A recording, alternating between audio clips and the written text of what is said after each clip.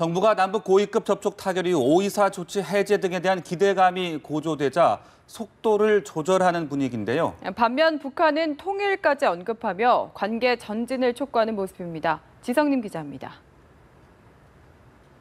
지난 25일 남북은 고위급 접촉 공동보도문에서 당국 회담을 빠른 시일 안에 개최하기로 합의했습니다. 하지만 국내 일각에서 남북 정상회담까지 거론되자 정부가 선을 긋고 나섰습니다.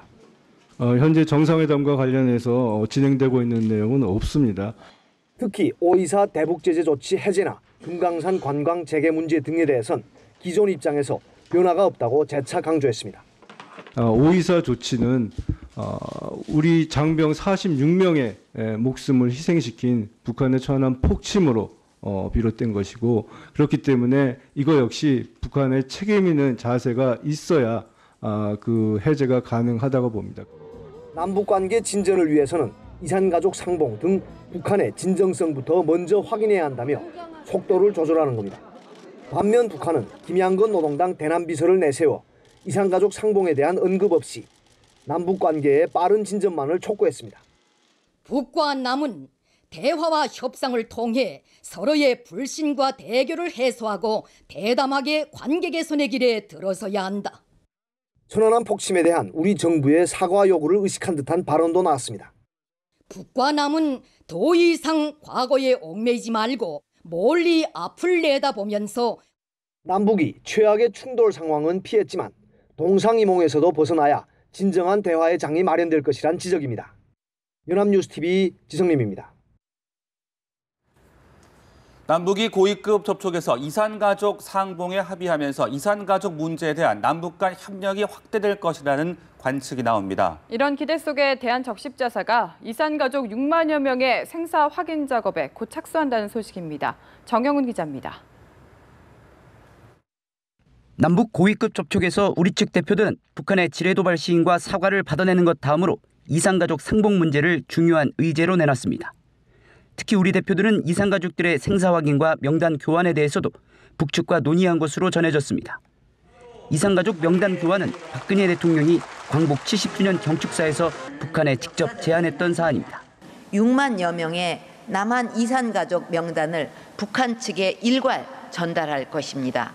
북한도 이에 동참해서 남북 이산가족 명단 교환을 연내에 실현할 수 있기를 바랍니다. 이번 남북의 이산가족 상봉 합의에 따라 이산가족 명단 교환도 추진될 수 있을 것이란 기대 속에 대한적십자사가 남쪽의 이산가족 6만여 명의 생사 확인 작업에 곧 착수합니다. 대한적십자사는 조만간 적십자사 4층 강당에 전화기 100여 대를 설치하기로 하고 설치 시기를 정부 당국과 조율하고 있다고 밝혔습니다.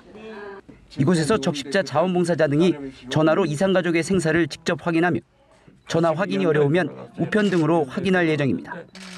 생사 확인 대상은 통일부 이산가족 정보통합 시스템 자료에 등록된 이산가족 12만 9천여 명 가운데 생존해 있는 6만 6천여 명입니다.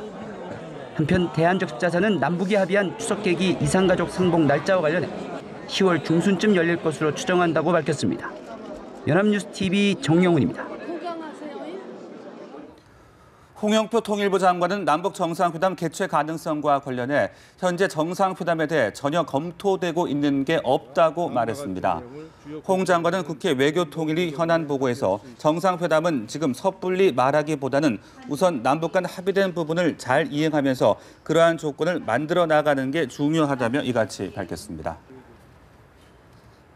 정부는 북한의 특별경제구역인 나선시에서 발생한 홍수 피해와 관련해 북한의 요청이 있어야 지원 여부를 검토할 수 있다는 입장을 밝혔습니다. 통일부 당국자는 북한의 피해 상황이 우리가 가진 자료와 맞는지 기상청 등 관계기관이 확인하고 있다며 이같이 말했습니다. 그러면서 홍수 피해 지원과 관련한 정부의 기본 입장은 북한의 요청이 있어야 한다는 것이라며 요청이 있으면 남북관계 상황 등을 종합적으로 고려해서 지원 여부를 그때 가서 검토하는 것이라고 설명했습니다. 앞서 북한 매체는 그제 나선시에서 홍수 피해를 입었다며 특히 40여 명의 인명피해가 났다고 전했습니다.